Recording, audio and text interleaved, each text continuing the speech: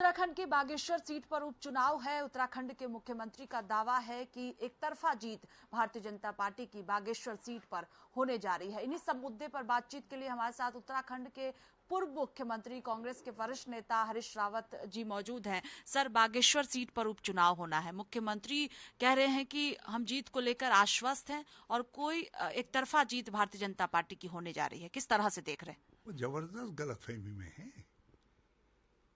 चंपावत में लोग मुगालते में आ गए, लेकिन अब सरकार के काम को देखने के बाद लोग प्रतीक्षा कर रहे हैं कि कब वोट पड़े और भाजपा को सबक सिखाया जाए। बागेश्वर की जनता प्रतीक्षा कर रही है। वहाँ दो एंटी इनकम्बेंसी काम कर रही हैं बागेश्वर के अंदर। एक राज्य सरकार की महंगाई, भ्रष्टाचार, कुप्रबंधन, सड़कें बिल्कुल खड्डा खड्डा हो गई हैं, आपदा प्रबंधन ठीक से नहीं कर पाए हैं, महिलाओं के ऊपर अत्याचार की घटनाएं हो रही हैं। सबका हिसाब लोग मांगना चाहते हैं, लेना चाहते हैं भाजपा से। और दूसरी जो एंटी इनकम्बेंसी है, जो उम्मीदवार हैं उनके परिवार की भी अब एंटी इनकम्बेंसी बनी है और उसको भाजपा ने भी स्वीकारा है। उनके लड़के को उम्मीदवार बनाना चाह रहे थे और अंतिम समय में लड़के को उम्मीदवार नहीं बनाया। उन्होंने कहा भाई इसके साथ तो बहुत ही ज़्यादा सवाल उड़ जाएंगे, तो फिर माँ को आगे किया है। तो इसलिए भाजपा स्वयं ही सहमी हुई है, डरी हुई है। ठीक है, मुख्यमंत्री को बड़ी बात कहनी चाहिए, लेकिन हकीकत ये है कि बागेश्वर में लोकतंत्र के हित में भी है और उत्तराखंड के विकास के हित में भी कांग्रेस जीतेगी। लेकिन सर, मुख्यमंत्री की बात करें हम या उत्तराखंड के जो बीजेपी के नेता हैं, वो लगातार कह रहे हैं कि जिस तरह से सरकार ने कामकाज किया है वहां पर, उसको लेकर ही जीत बीजेपी की होने जा रही है और इससे पहले भी आशीर्वाद जनता ने बीजेपी को दिया है, तो बागेश्वर सीट पर भी देगी। मुख्यमंत्री जी को एक सलाह है मेरी कि ये न कहें कि मैंने कोई विकास किया है, क्योंकि बागेश्वर के लोग फिर कहेंगे बताओ क्या किया है, तो कुछ किया ही नहीं। और राज्य के अंदर भी कुछ नहीं किया। हाँ, राज्य के अंदर कुछ जो है ग्लोबल मैकेंजी, कुछ ऐसी जुमले जरूर लेकर के आए हैं जिनका झुंझुना लोगों को दिखाने की कोशिश कर रहे हैं, लेकिन धरातल पर कुछ है नहीं। बागेश्वर के लोग कहेंगे धरातल पर बताओ क्या है, क्या किया है। तो मेरा ख्याल है मुख्यमंत्री जी कम से कम दिल्ली में जो गलती करें, मगर बागेश्वर में ये बताने की गलती नहीं करेंगे। सर, इसके साथ ही 2024 का लोकसभा चुनाव करीब है और उत्तर प्रदेश कांग्रेस अध्यक्ष बनाया गया जा रहा है। अजय ने बयान दिया कि अमेठी से राहुल गांधी चुनाव लड़ेंगे। आप किस तरह से देख रहे हैं? आपको लगता है कि राहुल गांधी को वायनाड छोड़कर अमेठी से चुनाव लड़ना चाहिए? मैं श्री राय को बहुत बहुत बधाई देना चाहता हूँ। एक बहुत ही सक्षम अध्यक्ष है और पहले ही उन्होंने एक चुनौती डाल दी है और ये बहुत अच्छी उन्होंने बॉल डाली है विपक्ष के लिए। और भाजपा में उससे घबराहट है, उनका इंटेंशन बिल्कुल क्लियर है।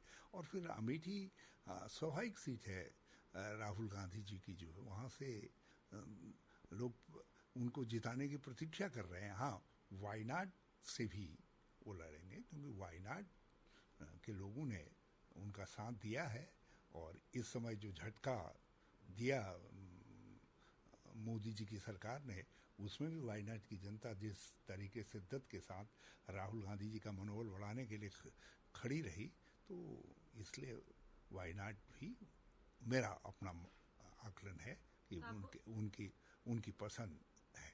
आपको लगता है कि इन दोनों सीटों से चुनाव राहुल गांधी को लड़ना चाहिए? कोई संवैधानिक प्रतिबंध तो है नहीं। हाँ, यदि पहले से कह करके भाजपा शीतकाल में कोई बिल ले आती है तो अलग बात है। प्रियंका गांधी को ये तो अपने को बचाने के लिए कुछ न कुछ बिल लाते हैं ना, जैसे दिल्ली के अंदर सुप्रीम कोर्ट के एक निर्णय से बचने के लिए बिल ले आए, कभी किसी को लेकर के बिल ले आए।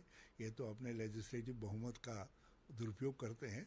तो कुछ राहुल जी एक ही जगह से लड़ सकें, इसके लिए हो सकता है इस तरीके का कोई लेजिस्लेशन ले आए तो अलग बात है, नहीं तो कानून में तो कोई रोक है नहीं। यूपी अध्यक्ष ये भी कह रहे हैं कि अगर वाराणसी सीट से प्रियंका गांधी चुनाव लड़ती है तो जीतेंगी। तो आपको लगता है कि वाराणसी सीट से प्रियंका गांधी को चुनाव लड़ना चाहिए?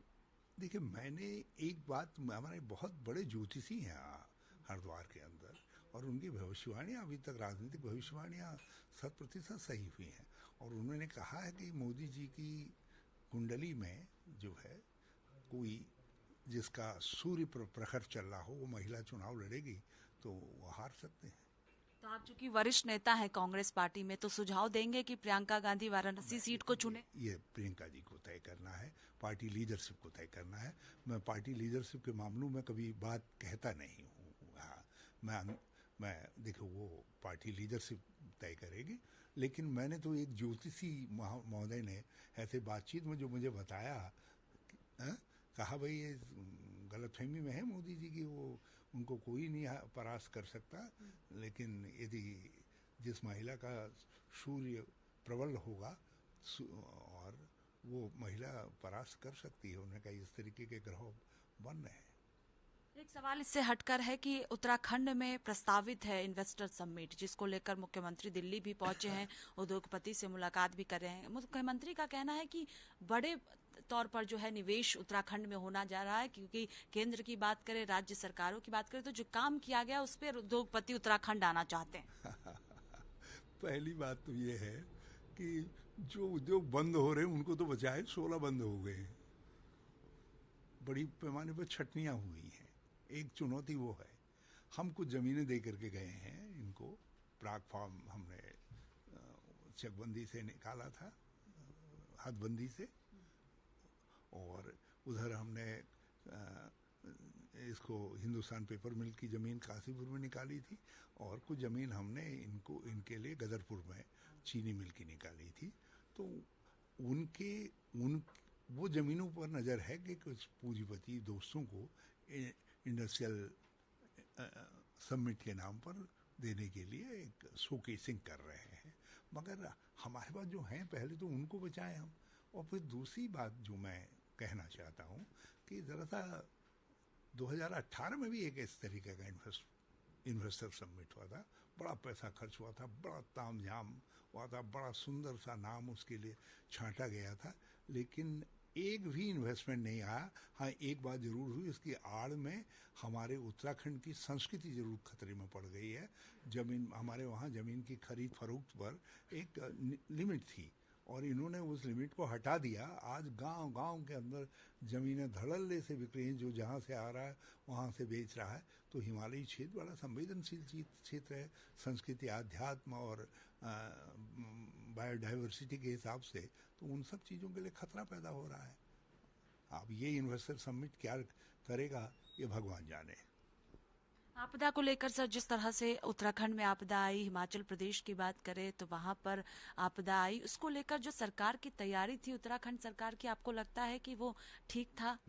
ये आपदा प्रबंधन में तो बड़ी बुरी तरीके से फेल हुए हैं, और आपदा को नहीं रोक सकते आप, मगर आपदा के बाद जो प्रबंधन होना चाहिए था। अब हरिद्वार के अंदर 1.5 महीना हो गया है, हरिद्वार में, उधम सिंह नगर में, कई जगह जहाँ खेतों में पानी भरा हुआ है, गन्ना सड़ गया, गेहूँ धान बर्बाद हो गया है, चरी बर्बाद हो गई है, बीमारियाँ का खतरा अलग से हो गया, पशु जो है रोग फैल रहा है उससे मर रहे हैं। ये कुछ नहीं कर पाया। 1100 रुपया सुना प्रति बीघा मदद लेकर के सरकार घूम रही है, जो है ये स्थिति तो इनका आपदा प्रबंधन में उत्तराखंड के अंदर है। इस समय मध्य हिमालय क्षेत्र के लिए केंद्र सरकार को जरूर एक नीति बनानी चाहिए, क्योंकि मध्य हिमालय लगातार आपदा से जूझ रहा है।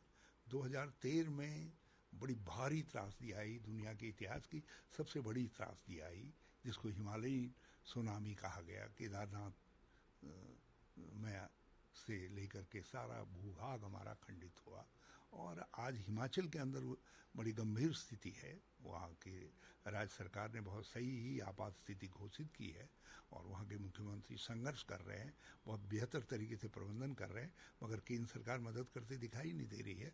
तो ये राज्य सरकारें अपनी ताकत पर, चाहे वो धामी सरकार हो चाहे सुक्खू सरकार हो, नहीं कर सकती हैं।